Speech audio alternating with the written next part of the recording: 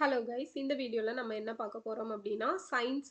Science வந்து இன்னையிலேருந்து நம்ம பார்க்க ஸ்டார்ட் பண்ணிடலாம். 6th இருந்து நமக்கு 6th to 10th வரைக்கும் கொஞ்சம் நிறைய லெசன்ஸ் படிக்க வேண்டியது இருக்கும். 11th 12th நமக்கு சிலபஸ் ஓரியன்டா இருக்கக்கூடிய டாபிக்ஸ் தான் பார்க்க போறோம். ஓகேவா?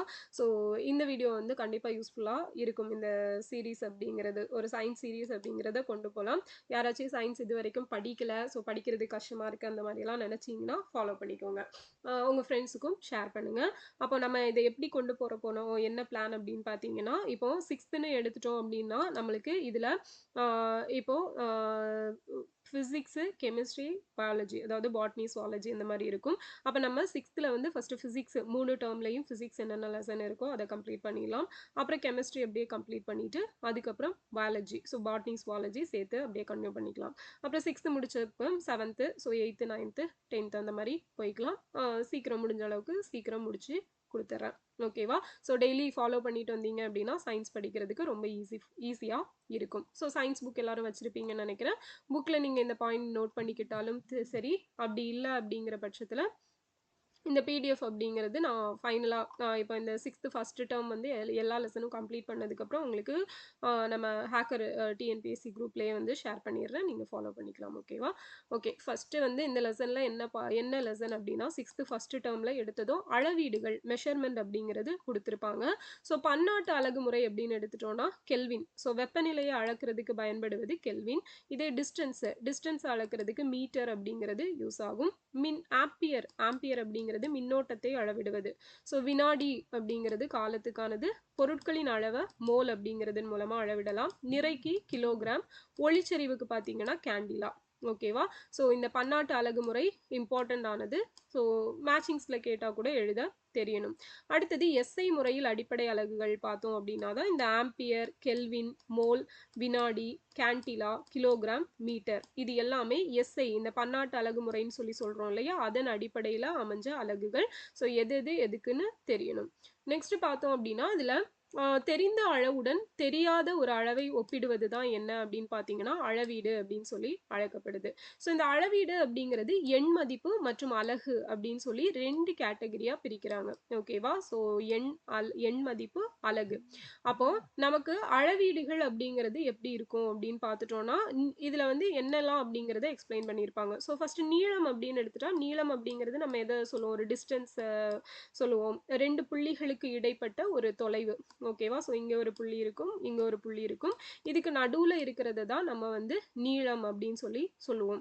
அப்படி இல்லைன்னா ஒரு புத்தகத்தின் இரு விளிம்புகளுக்கு இடைப்பட்ட தூரமாகவோ, கால்பந்து விளையாட்டு திடலின் இரு மூலைகளுக்கு இடைப்பட்ட தூரமாகவோ, இல்ல பள்ளிக்கும் வீட்டுக்கும் உள்ள தூரம். இந்த மாதிரி எக்ஸாம்பிளுக்கு இதெல்லாம் சொல்லியிருப்பாங்க. அடுத்தது அளவு நாடா. அளவு நாடா அப்படிங்கிறது ஒரு குறிப்பிட்ட தொலைவினை அளந்தறிய பயன்படுவது தான் அளவு நாடா.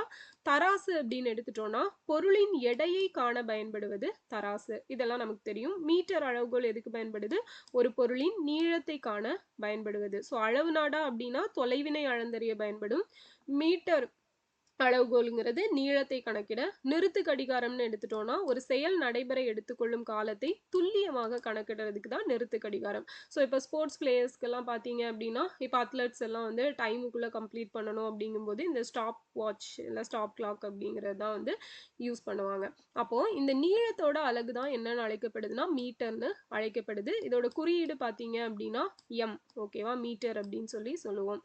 சிறிய அளவீடுகள் அப்படிங்கிறது மில்லி மீட்டர்லையும் மற்றும் சென்டிமீட்டர் இதுல குறிக்கப்படும். கட்டிடத்தின் உயரம், விளம்பர பலகையின் நீளம், மின்விளக்கு கம்பத்தின் உயரம், இதெல்லாமே வந்து பெரிய அளவுகள். இந்த அளவுகளை குறிப்பிடுறதுக்கு மீட்டர் யூஸ் பண்ணுவாங்க. அப்ப குட்டி அளவுகளை அளவிடுறதுக்கு மில்லி மீட்டரும் சென்டிமீட்டரும், இதே பெரிய அளவுகளா இருந்துச்சுன்னா மீட்டர் அப்படிங்கிறதுல அளவிடுவாங்க. அப்போ பள்ளிக்கும் வீட்டிற்கும் இடையே உள்ள தொலைவு இதெல்லாம் வந்து நம்ம நீளத்துல தான் எடுப்போம். இதை என்ன பண்ணுவோம், கிலோமீட்டர்ல கணக்கிடுவோம். இப்போ ஒரு டிராவல் போறோம். இப்போ இந்த ஊர்ல இருந்து இப்போ பார்த்தீங்க அப்படின்னா சென்னை டு கன்னியாகுமரி ஆர் திருநெல்வேலி இங்கே போகிறோம் அப்படின்னா நமக்கு இந்த டிஸ்டன்ஸை வந்து எதில் சொல்லுவோம், கிலோமீட்டரில் சொல்லுவோம். அதை தான் சொல்லியிருக்காங்க. அப்போ 1 சென்டிமீட்டர் அப்படிங்கிறது 10 மில்லிமீட்டர். 10 மில்லிமீட்டர் சேர்ந்தாதான் 1 சென்டிமீட்டர். 1 மீட்டர்னு எடுத்துட்டோம்னா 100 சென்டிமீட்டர் சேர்ந்தது 1 மீட்டர். 1 கிலோமீட்டர் அப்படிங்கிறது 1000 மீட்டர் சேர்ந்தது. இது பேசிக்கு கண்டிப்பாக எல்லாரும் தெரிஞ்சு வச்சிருக்க வேண்டிய ஒரு விஷயம். 1 சென்டிமீட்டர்னா என்ன, 10 மில்லிமீட்டர். ஓகேவா? 10 மில்லிமீட்டர் சேர்ந்தது தான் 1 சென்டிமீட்டர். 1 மீட்டர் அப்டின்னா 100 சென்டிமீட்டர். இதுவே 1 கிலோமீட்டர் அப்டின்னு எடுத்துட்டீங்கன்னா 1000 மீட்டர். ஓகே. நெக்ஸ்ட் பார்த்தீங்க அப்டின்னா, ஒரு பென்சிலோட நீளத்த அளவிடுறதுக்கு என்ன பண்ணணும்னு இங்க குடுத்துருப்பாங்க. ஒரு அளவுகோல எடுத்துக்கணும். ஸோ, அதோட தெளிவான பிரிவுல எண்கள் எல்லாம் இருக்கும். நம்பர்ஸ் இருக்கும். அப்போ இரு எண்களுக்கு இடைப்பட்ட இப்போ 1க்கும் 2க்கும் இடையில ஒரு டிஸ்டன்ஸ் இருக்கு இல்லையா? அந்த தொலைவு 1 சென்டிமீட்டர குறைக்கும். ஸோ, குறிக்கக்கூடியது. So, 1 centimetre. ஸ்கேல் நமக்கு தெரியும். இப்படி ஸ்கேல் இருக்கு அப்டின்னா, இதுல இப்படி 1, 2, 3, 4 இந்த மாரி இருக்கும். இடையில பார்த்தீங்க அப்டின்னா, குட்டி குட்டியா இப்படி குடுத்துருப்பாங்க. இல்லையா? அப்போ இந்த 2 பாயிண்ட்டுக்கும் இடையில உள்ளது 1 சென்டிமீட்டர் அப்படின்னு சொல்லி சொல்லுவாங்க. இந்த 1 மற்றும் 2 எண்களுக்கு இடையே சிறிய கோடுகள் இருக்கும். சின்ன கோடுகள் நடுவுல இருக்கும் இல்லையா? அது வந்து 9 கோடுகள் இருக்கும். இத தான் என்ன சொல்றாங்க அப்படின்னா, இரு சிறிய அடுத்தடுத்த பிரிவுகளுக்கு இடையே உள்ள தொலைவு 1 மில்லிமீட்டர் அப்படின்னு சொல்லி அழைக்கப்படுது. ஸோ இத மில்லிமீட்டர் அப்படின்னு சொல்லி எழுதுவோம். நெக்ஸ்ட் பார்த்தீங்க அப்படின்னா, பன்னாட்டு அழகு முறை ஏன் தேவை அப்படின்னு கேட்டிருக்காங்க. ஸோ இதுல வந்து ஒரு செயல்பாடு அப்படிங்கிறது குடுத்திருப்பாங்க. இப்போ ஒரு குரூப் ஆஃப் ஸ்டூடண்ட்ஸ் இருக்காங்க. ஒருவரோட உயரம் வந்து மற்ற 4 பேர் சான், முழம் ஸோ அப்படிங்கிற முறையில வந்து அளவிடுறாங்க. அ அப்ப நீங்க வந்து கண்டறிஞ்சு எழுதுங்க அப்படிங்கிற மாரி குடுத்திருப்பாங்க. இப்ப எல்லாரும் இந்த மாரி நின்னுட்டு தான் நம்ம வந்து ஹைட்ட மெஷர் பண்ணுவோம் இல்லையா? அத மெஷர் பண்ணி எழுதணும். அப்ப மேற்கூறப்பட்ட செயல்பாட்டிலிருந்து அளவீடானது உனது நண்பர்களின் அளவீட்டிலிருந்து மாறுபடுது. இத மாரி தான் வெவ்வேறு நாடுகள்ல ஒவ்வொரு அளவீடுகள் அப்படிங்கிறது வேறுபடும். ஸோ ஒரு குரூப்ல 5 பேர் இருக்காங்கன்னா, அந்த 5 பேரும் மெஷர் பண்ற மெஷர்மென்ட்ஸே வேரி ஆகுது. ஒவ்வொரு ஆளும் ஒவ்வொரு இதுல மெஷர் பண்றாங்க. அப்போ இன்டர்நேஷனல் லெவல்ல ஒவ்வொரு கண்ட்ரிக்கும் இடையில பார்த்தோம் அப்படின்னா, அதுல கண்டிப்பா வேறுபாடுகள் டிஃபரன்ஸ் இருக்கும் அப்படிங்கிறது சொல்லப்பட்டிருக்கு. ஒரே மாதிரியான அளவீட்டு முறைக்காக உலகம் முழுவதும் உள்ள அறிவியல் அறிஞர்கள் அளவுகளை அளப்பதற்கு பொதுவான அலகுகளை ஏற்றுக்கொண்டனர். ஸோ அப்போ இப்ப வந்து எப்படி வேர்ல்டு ஃபுல்லா நமக்கு வந்து இந்த ட்ரேடிங் ஸோ வர்த்தகத்துக்கு வந்து டாலர் அப்படிங்கிறது செல்லுபடியாகுதுல்ல. அந்த மாரி இப்ப அளவீடுகள் மெஷர்மென்ட் அப்படின்னு எடுத்துட்டோம்னா, இப்போ ஒவ்வொரு கண்ட்ரீஸ்க்கும் வேரி ஆகுது. ஏதோ ஒரு இதுல ஒரு பாயிண்ட் வேரி ஆகலாம். இல்ல 1 சென்டிமீட்டர், 1 மில்லிமீட்டர் அந்த மாரி சேஞ்ச் ஆகலாம். ஸோ இந்த மாரி இல்லாம எல்லா கண்ட்ரீஸ்க்கும் சேமா இருக்கணும் அப்படிங்கிறதுக்காக தான் என்ன கொண்டு வந்திருக்காங்க, பன்னாட்டு அலகு முறை அப்படிங்கிற ஒரு முறை. இன்டர்நேஷனல் சிஸ்டம் ஆஃப் யூனிட்ஸ் அப்படி இல்லன்னா எஸ்ஐ அலகுன்னு சொல்லி சொல்லுவாங்க. இன்டர்நேஷனல் சிஸ்டம் ஆஃப் யூனிட்ஸ் அப்படி இல்லன்னா எஸ்ஐ அலகு. ஸோ அப்ப நீளத்தின் எஸ்ஐ அலகு மீட்டர், நிறையோட எஸ்ஐ அலகு கிலோகிராம், காலத்தின் எஸ்ஐ அலகு வினாடி, பரப்பளவுக்கு மீட்டர் ஸ்கொயர்ட். இதே பருமன் எடுத்துட்டீங்கன்னா மீட்டர் கியூப். ஓகேவா? ஸோ பரப்பளவுக்கு என்ன மீட்டர் ஸ்கொயர்ட், பருமனுக்கு மீட்டர் கியூப். ஸோ எஸ்ஐ அலகுகளின் பன்மடங்கு மற்றும் துணை பன்மடங்குகள் முன்னொட்டுகளாக பயன்படுத்தப்படுகிறது. எஸ்ஐ அலகுகளில் பயன்படுத்தப்படும் முன்னொட்டுகள். ஸோ சில ப்ரிஃபிக்ஸ் அப்படிங்கிறத கொடுத்திருப்பாங்க. இப்போ டெசி அப்படிங்கிறது. ஸோ இத டீன்னு மென்ஷன் பண்ணுவோம். 1/10 ஓகேவா? அப்போ 10 டெசிமீட்டர் ஈக்குவல் டு 1 மீட்டர். இத மீட்டர்ல எழுதும்போது 10 டெசிமீட்டர் 1 மீட்டர். அதே போல சென்டி. ஸோ 100 சென்டிமீட்டர் சேர்ந்தது 1 மீட்டர். ஸோ எத்தனை டெசிமீட்டர் சேர்ந்தா 1 மீட்டர்? 10 டெசிமீட்டர். அதுவே 100 சென்டிமீட்டர் சேர்ந்தா தான் 1 மீட்டர். 1000 மில்லிமீட்டர் சேர்ந்தா தான் 1 மீட்டர். அதே போல இது பார்த்தீங்க அப்படின்னா, எத்தனை இருக்குது? கிட்டத்தட்ட கோடிகள் இல்லையா? ஸோ இந்த மாரி இவ்ளோ நானோமீட்டர் சேர்ந்தது தான் 1 மீட்டர். அண்ட் 1000 மீட்டர் சேர்ந்தது தான் 1 கிலோமீட்டர். ஓகேவா? அப்போ 1 கிலோமீட்டருக்கு எத்தனை மீட்டர் இருக்கு? 1000 மீட்டர் சேரணும். ஓகே. ஸோ நெக்ஸ்ட் பார்த்தீங்க அப்படின்னா, அளவீடுகளை துல்லியமாக அளவிடல். ஸோ அளவிடுதல் அப்படிங்கிறது எப்பவும் துல்லியமாகவும், அதை அளவிடும் முறை சரியானதாகவும் இருக்கணும். இதுக்கு தான் நம்மோட அன்றாட வாழ்வியல் பயன்பாட்டில் தோராயமாக அளவிடுதல் என்பது அளவுகளில் பெரிய மாற்றத்தை ஏற்படுத்தாமல் இருக்கலாம் அப்படிங்கிறத சொல்லியிருக்காங்க. ஆனா அறிவியல் கணக்கீடுகளில் அது பெரிய பாதிப்பை ஏற்படுத்தும். ஸோ இப்போ நம்ம தோராயமா இவ்வளவு அப்படின்னு சொல்லுவோம். அப்படி தோராயமா சொல்லும்போது அது டே டு டே லைஃப்க்கு எந்த ப்ராப்ளத்தையும் கொடுக்கல அப்படின்னாலும் அறிவியல் கணக்கீடுகள்ல பெரிய பாதிப்பை ஏற்படுத்தும்னு சொல்லியிருக்காங்க. ஃபார் எக்ஸாம்பிளுக்கு பூட்டு மற்றும் சாவி வளைவை 1 மில்லிமீட்டர் மாற்றினால் கூட என்ன பண்ணும்? பூட்டு திறக்காது. ஓகேவா? அப்ப அந்த மெஷர்மென்ட் வந்து கரெக்ட்டா இருக்கணும் எல்லாத்துக்குமே. பூட்டுக்கு கரெக்ட்டான அளவுல சாவி இருக்கணும். ஸோ அப்படி இல்லன்னா அத ஓப்பன் பண்றது ரொம்ப கஷ்டமாயிரும். அப்ப அந்த இடத்துல என்ன யூஸ் ஆகுது? மெஷர்மென்ட் தான் கரெக்ட்டா யூஸ் ஆகுது.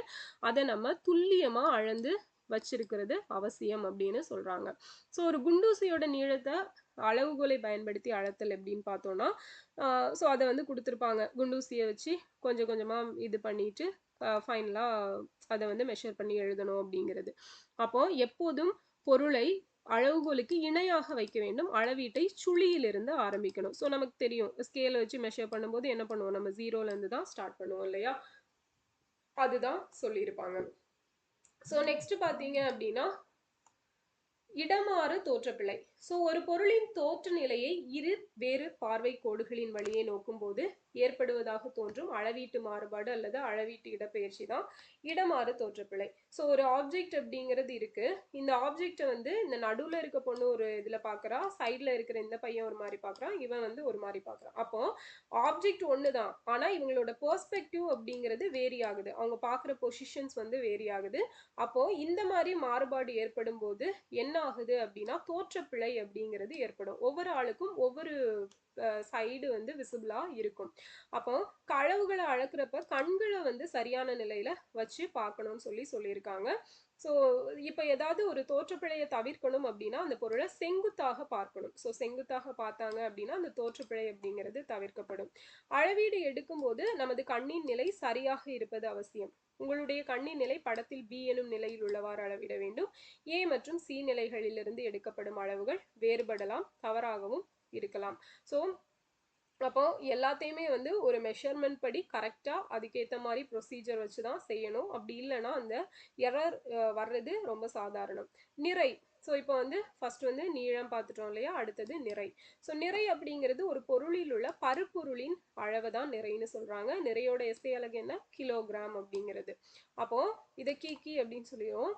நிறையின் மேல் செயல்படும் புவியீர்ப்பு விசையே எடை அப்படின்னு சொல்றாங்க. ஒரு நிறைக்கு மேல செயல்படக்கூடிய புவியீர்ப்பு விசையை தான் என்னன்னு சொல்றோம்? எடை.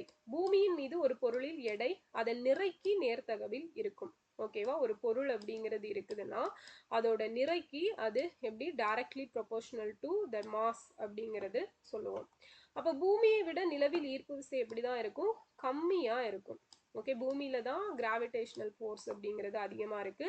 அதனால இந்த நிலவுல எடை வந்து கம்மியா இருக்கும். ஸோ அதனால தான் அவங்க மிதந்துட்டு இருப்பாங்க அந்த நிலவுக்கு போறவங்கலாம். ஸோ இரண்டிலும் நிறை அப்படிங்கிறது சமமாக இருக்கும். ஸோ எடை வேற, நிறை வேற. அப்போ நிலவின் ஈர்ப்பு விசை புவியின் ஈர்ப்பு விசையை போல் 1/6 இருப்பதால், ஸோ நிலவின் ஈர்ப்பு விசை என்ன பண்ணுது? புவியின் ஈர்ப்பு விசையில 1/6.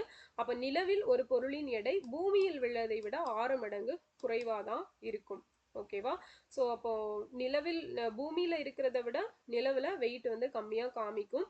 ஏன்னா 6 பங்கு வந்து அங்க இருக்குது. ஓகே, 1/6 தான் பூமியை மாதிரி நிலவு வந்து புவியீர்ப்பு விசையை பெற்றிருக்கு. அடுத்தது புத்தகத்தின் நிறையானது ஒரு தாளின் நிறையை விட அதிகமாக இருக்கும். அப்போ தாளை விட புத்தகத்தின் மேல் தான் அதிக இழுவிசை இருக்கும். நமது கை தாளை விட புத்தகத்தை தாங்குவதற்கு அதிக விசையை கொடுக்கும். நாம் உணரும் இந்த விசை என்னன்னு சொல்றோம்? கனம், அப்படி இல்லைன்னா பாரம் அப்படின்னு சொல்றோம். ஸோ அதே போல நிறைய அளவிடுறதுக்கு நம்ம என்ன யூஸ் பண்ணுவோம்னா கிலோகிராம் தான். மிகப்பெரிய அளவிலான எடையை டன் அல்லது மெட்ரிக் டன். 1000 மில்லிகிராம்னா 1 கிராம், 1000 கிராம்னா 1 கிலோகிராம், 1000 கிலோகிராம்னா 1 டன். ஸோ பொது தராசு, இப்போ தராசுன்னு எடுத்துட்டீங்கன்னா பொது தராசு, மின்னணு தராசு அப்படின்னு 2 கேட்டகரி இருக்கும். ஸோ நம்ம இதை பார்த்துருப்போம் கடைகள்ல எல்லாம். அப்போ பொருளின் நிறையை அளவிட நம்ம பொது தராசை பயன்படுத்துகிறோம். ஒரு தெரிந்த நிலையான நிறையோடு ஒரு தெரியாத பொருளின் நிறையை ஒப்பிடுவதன் மூலம் அந்த பொருளின் நிறை கணக்கிடப்படுகிறது. இது படித்தர நிறை அப்படின்னும் அழைக்கப்படுதுன்னு சொல்லியிருக்காங்க. அப்போ தெரிந்த பொருளோட நிறையோட ஒரு தெரியாத பொருளின் நிறைய நம்ம கம்பேர் பண்ணி பார்க்குறோம். அப்போ கம்பேர் பண்ணும்போது என்ன ஆகும்? அந்த பொருளோட நிறை என்ன அப்படிங்கிறத கால்குலேட் பண்ணிக்க முடியும். ஸோ மின்னணு தராசு அப்படின்னு எடுத்துட்டோம்னா துல்லியமாக எடையை கண்டறிய உதவுவதுதான் இந்த மின்னணு தராசு அப்படிங்கிறது. நம்ம லெபார்டரிஸ்ல எல்லாம் நிறைய சோதனைகள் எல்லாம் செய்யறதுக்கு இதுதான் யூஸ் பண்ணுவாங்க. அதே போல வேதிப்பொருட்களோட எடையை மிக துல்லியமாக அளவிடுவதும் இந்த மின்னணு தராசு மூலமா தான். ஸோ இதை பற்றி உணவு, மளிகை பொருள், ஆபரணம் இது எல்லாத்தோட எடையையும் கணக்கிடலாம். காலம். ஸோ இரவு பகலாகவும் பகல் இரவாகவும் மாறும், பருவகாலம் மாறும், காலமும் மாறுபடுகிறது என்பது நமக்கு தெரியும். அப்போ காலத்தை நாம் எவ்வாறு அளவிடுகிறோம்? காலத்தை அளவிட கடிகாரம் பயன்படுகிறது. கடிகாரத்தை பார்த்து தான் நம்ம நேரம் என்ன அப்படிங்கிறத தெரிஞ்சிருப்போம். ஸோ நாடி துடிப்பு. இப்போ நாடி துடிப்பு எடுத்துட்டோம் அப்படின்னா நம்ம கை வச்சு பார்த்து கண்டுபிடிப்போம்ல. ஸோ அது வந்து காலத்தை தோராயமாக அளக்கிறதுக்கான ஒரு விஷயம்தான். ஒவ்வொரு துடிப்பிற்கும் இடைப்பட்ட இடைவெளியானது கடந்து சென்ற நேரத்தை குறிக்கிறது. ஓகே, ஸோ அப்போ இதயம் துடிக்கிறது வந்து அந்த கேப் அப்படிங்கிறது பாஸ்ட் டைமிங்கை மேட்ச் பண்ணும். ஸோ முற்காலத்தில் மக்கள் பகல் நேரத்தை கணக்கிட மணல் கடிகாரம் மற்றும் சூரிய கடிகாரத்தை பயன்படுத்தினாங்க. இப்போ தரையில் நடப்பட்ட குச்சியின் நிழலை வச்சு அவங்க வந்து இவ்வளோதான் டைமு அப்படின்னு சொல்லிடுவாங்க. அப்போ மணல் நிரப்பப்பட்ட சிறிய துளையுடைய பாத்திரத்தை கொண்டும் காலத்தை கணக்கிடலாம். அந்த பாத்திரத்தில் உள்ள மணலானது கீழே விழ ஆரம்பிக்கும். இதனை பயன்படுத்தி காலத்தை கணக்கிடலாம். ஸோ இதுதான் மணல் கடிகாரம், நம்ம பார்த்துருக்கோம். நெக்ஸ்ட் பார்த்தீங்க அப்படின்னா ஓடோமீட்டர். ஸோ ஓடோமீட்டர் அப்படிங்கிறது தானியங்கி வாகனங்கள் கடக்கும் தொலைவை கணக்கிடுவதற்கு பயன்படுவது. ஸோ இப்போ வெஹிக்கிள்ஸ் எல்லாம் இருக்குல்லையே, ஆட்டோமேட்டிக் வெஹிக்கிள்ஸ், அது எவ்வளோ தூரம் போயிருக்கு அப்படிங்கிறத கண்டுபிடிக்க இந்த ஓடோமீட்டர் பயன்படுகிறது. ஓடோமீட்டர். ஸோ மெட்ரிக் முறை அலகுகள் அல்லது திட்ட அலகுகள் 1790ல் பிரெஞ்சு நாட்டினரால் உருவாக்கப்பட்டது. இப்போ நீளத்தை அளவுறதுக்கு பயன்படுத்தக்கூடிய அளவுகள் 16ஆம் நூற்றாண்டில் வில்லியம் பெட்வெல் அப்படிங்கிற அறிவியல் அறிஞரால் கண்டுபிடிக்கப்பட்டது. அப்போ நீளத்தை பயன்படுத்தும் அளவுகோலை கண்டுபிடித்தது யாரு? 16ஆம் நூற்றாண்டை சேர்ந்த வில்லியம் பெட்வெல் அப்படிங்கிறவரு. பிரான்ஸ் நாட்டின் தலைநகரம் பாரிஸில் உள்ள எடைகள் அளவீடுகளுக்கான அனைத்துலக நிறுவனத்தில் பிளாட்டினம் இரிடியம் உலோக கலவையிலான படித்தர மீட்டர் கம்பி ஒன்று வைக்கப்பட்டுள்ளது. ஸோ இந்த மீட்டர் கம்பியின் நகல் ஒன்று டில்லியில் உள்ள தேசிய இயற்பியல் ஆய்வகத்தில் வைக்கப்பட்டுள்ளது. 1 கிலோகிராம் என்பது பிரான்சில் உள்ள செவ்ரஸ் என்ற இடத்தில் சர்வதேச எடை மற்றும் அளவீடுகளுக்கான அனைத்துலக நிறுவனத்தால் 1889ல இருந்து வைக்கப்பட்டிருக்க பிளாட்டினம் இரிடியம் உலோக கலவையிலான ஒரு உலோக தண்டின் நிறைக்கு சமமானதுன்னு சொல்லியிருக்காங்க. ஸோ பிளாட்டினம் இரிடியம் உலோக கலவையிலான ஒரு உலோக தண்டுக்கு சமமானது எது அப்படின்னா இதெல்லாம் தான் 1 கிலோகிராம் அப்படிங்கிறது. ஓகேவா? ஓகே. ஸோ பிளாட்டினம் இரிடியம் உலோக கலவையாலான ஒரு உலோகத்தண்டின் நிறைக்கு சமம். ஸோ அடுத்தது பார்த்தோம் அப்படின்னா பயன்பாட்டு வினாக்கள் அப்படிங்கிறது கொடுத்துருப்பாங்க. ஒரு சிறு தூர மராத்தான், 2 கிலோமீட்டர் தூர ஓடுதளம், 2 கிலோமீட்டர் சுற்றளவு கொண்ட ஓடுதளம் பள்ளி வளாகத்தினுள் இருப்ப. ஸோ அந்த மாதிரிலாம் ஜஸ்ட் ஒரு நம்ம இவ்வளோ நேரம் படித்ததை வச்சு கொஸ்டின்ஸ் அப்படிங்கிறது கேட்டிருப்பாங்க. நாள் ஒன்றுக்கு ஒருவர் எவ்வளோ நீர் பருகணும் அப்படின்னா 2 லிட்டர் நீர் வந்து கண்டிப்பாக குடிக்கணும் அப்படிங்கிறது தான். நீங்கள் தினந்தோறும் எவ்வளவு நீர் பருகுகிறீர்கள்? ஓகே. நினைவில் கொள்க, அளவீடு என்பது தெரிந்த அளவுகளுடன் தெரியாத அளவுகளை ஒப்பிடுவது. ஸோ வானியல் பொருட்களுக்கிடையே உள்ள தொலைவை ஒளி ஆண்டில் கணக்கிடுவோம். ஒளி ஆண்டு அப்படிங்கிறது ஒரு ஆண்டில் ஒளியானது கடந்து செல்லும் தொலைவு. ஸோ ஒரு ஆண்டில் ஒளி கடக்கும் தொலைவை கிலோமீட்டரில் கணக்கிடவும். அப்போ ஒளியின் வேகத்தை உனது ஆசிரியரிடம் கேட்டுக்கொள்க அப்படிங்கிறது கொடுத்துருப்பாங்க. பொது நன்மைக்காக அனைத்து இயற்பியல் அளவுகளுக்கும் படித்தர அளவுகள் அப்படிங்கிறது இருக்கு. நீளம், நிறை, காலம். ஸோ இது எல்லாமே அடிப்படை இயற்பியல் அளவுகள். அப்போ அடிப்படை இயற்பியல் அளவுகள் என்னெல்லாம் அப்படின்னா நிறை, நீளம், காலம். ஓகேவா? கா அப்படின்னு ஞாபகம் வச்சுக்கோங்க. இதான் அடிப்படை இயற்பியல் அளவுகள். ஸோ நெக்ஸ்ட் பார்த்தோம் அப்படின்னா எஸ்ஐ அலகு. நீளத்துக்கு மீட்டர், நிறைக்கு கிலோகிராம், காலத்துக்கு வினாடி. இதே போல அளவுகளை பயன்படுத்தும் போது 3 வகையான பிழைகளை தவிர்ப்பதன் மூலம் துல்லியமான அளவுகளை பெறலாம். மில்லிகிராம் அளவிற்கு துல்லியமாக நிறைய அளவிட பயன்படும் சாதனம் தான் எது அப்படின்னா மின்னணு தராசு அப்படிங்கிறது. அடுத்தது புக் பேக். ஒரு மரத்தின் சுற்றளவை அளவிட பயன்படுவது அளவு நாடா. 7 மீட்டர் என்பதை சென்டிமீட்டரில் மாற்றினால் 7000 சென்டிமீட்டர் இல்லையா? இன்டூ 100 போட்டுக்கணும். அளவிடப்படக்கூடிய அளவிற்கு அளவீடு அப்படிங்கிறது பெயரு. சரியானதை தேர்ந்தெடு. ஸோ ஃபர்ஸ்ட் கிலோமீட்டர், மீட்டர், அப்புறம் சென்டிமீட்டர், அப்புறம் ஃபைனலாக மில்லிமீட்டர் அப்படிங்கிறது வரும். மில்லிமீட்டர் தான் குட்டி இல்லையா? அளவுகளை பயன்படுத்தி நீளத்தை அளவிடும் போது உனது கண்ணில் டேஷ் இருக்க வேண்டும் அப்படின்னா அளவிடும் புள்ளிக்கு மேலே செங்குத்தாக இருக்க வேண்டும். ஸோ நம்ம அந்த பார்த்தோம்ல, ஒரு பொண்ணு நடுவில் இருப்பா, 2 பசங்க வந்து சைடில் இருப்பாங்க அப்படிங்கிறது. ஸோ அது வந்து செங்குத்தாக பார்க்கணும். ஸோ எஸ்ஐ அலகு முறையின் நீளத்தின் அலகு மீட்டர். 500 கிராம் அப்படின்னா 0.5 கிலோகிராம் டிவைடட் பை 1000. ஓகே. டெல்லிக்கும் சென்னைக்கும் இடையில் உள்ள தொலைவு கிலோமீட்டரில் அளவிடப்படும். 1 மீட்டர் 100 சென்டிமீட்டர், 5 கிலோமீட்டர் 5000 மீட்டர். ஒரு பொருளின் நிறையை 126 கிலோகிராம் என கூறலாம். ஸோ இது கரெக்ட். ஒருவரின் மார்பளவை மீட்டர் அளவுகளை பயன்படுத்தி அளவிடும். இது தப்பு. அந்த வளைஞ்சிருக்கிறத வச்சு தான் அளவிட முடியும். 10 மில்லிமீட்டர் என்பது 1 சென்டிமீட்டர். ஸோ முழம் என்பது நீளத்தை அளவிட பயன்படும் நம்பகமான முறை. ஸோ இதுவும் தப்பு. எஸ்ஐ அலகு முறை உலகம் முழுவதும் ஏற்றுக்கொள்ளப்பட்டது. இது கரெக்ட். சர்க்கரை பொது தராசு ஒப்புமை அடிப்படையில். ஸோ அனலாகி மாறிப்பட்ட ஒரு விஷயம். சர்க்கரை பொது தராசு, எலுமிச்சை சாருக்கு அளவு ஜாடா இல்லையா? ஸோ தராசுல வச்சு சர்க்கரையை அளப்பாங்க, எலுமிச்சை சாரை அளவு ஜாடியில் ஊற்றி தான் அளந்து கொடுப்பாங்க. மனிதனின் உயரம் சென்டிமீட்டர், கூர்மையான பென்சில் முனையின் நீளம் மில்லிமீட்டர். ஸோ பால் வந்து பருமன் இதுக்கு இதாகும். காய்கறி அப்படிங்கிறது வெயிட்டோட ரிலேட் ஆனது.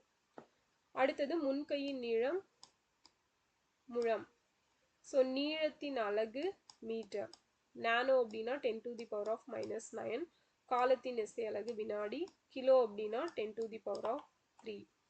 ஸோ பின்வரும் அலகுகளை ஏறு வரிசையில் எழுதுக. 1 மீட்டர், 1 சென்டிமீட்டர், கிலோமீட்டர், மில்லிமீட்டர். அப்போ ஃபர்ஸ்ட் மில்லிமீட்டர், அடுத்தது சென்டிமீட்டர், மீட்டர், கிலோமீட்டர். ஓகேவா? ஸோ இதுதான் வந்து ஃபர்ஸ்ட் லெசனில் நமக்கு கொடுக்கப்பட்டிருக்கிற இம்பார்ட்டண்டான டேட்டாஸ். ஸோ இந்த வீடியோ யூஸ்ஃபுல்லாக இருந்திருக்கும்னு நினைக்கிறேன். இந்த சீரீஸ் வந்து அப்படியே கண்டிப்பாக கண்டினியூ ஆகும். ஃபாலோ பண்ணிக்கோங்க, ஃப்ரெண்ட்ஸுக்கும் சொல்லுங்கள். ஓகேவா? ஸோ நெக்ஸ்ட் வீடியோவில் பார்ப்போம். தேங்க்யூ.